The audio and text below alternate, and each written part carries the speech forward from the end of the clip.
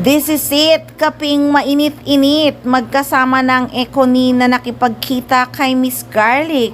May naaamoy na talaga tayo guys. Ayan na ang Ekonin, nakipag-meeting na kay Miss Garlic. Ano kaya ang kanilang pagmimitingan?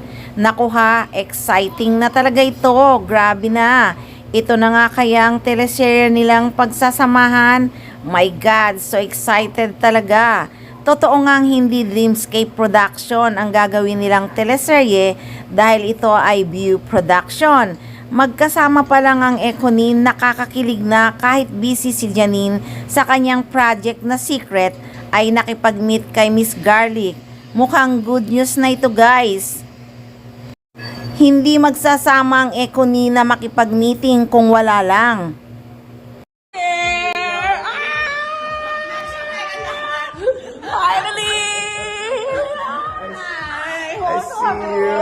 Okay guys, so perfect. Perfect guys. What you doing in the corner? Wow, waiting for you.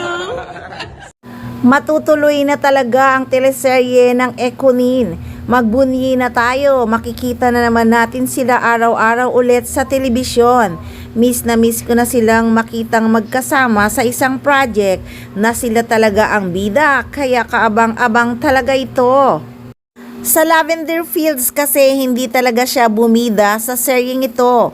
Kontrabida ang role niya dito. Pero nanalo pa rin siyang Best Supporting Actress. At isa pang kaganapan ng Ekonin guys.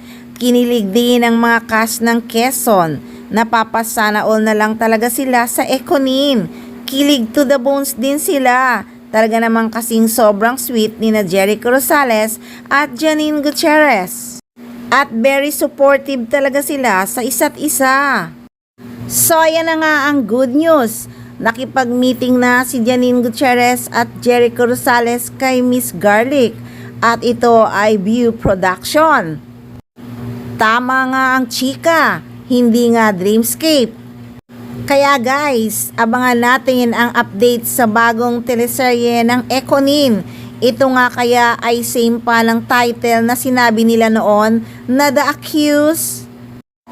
Kaya guys, this is it, mainit-init.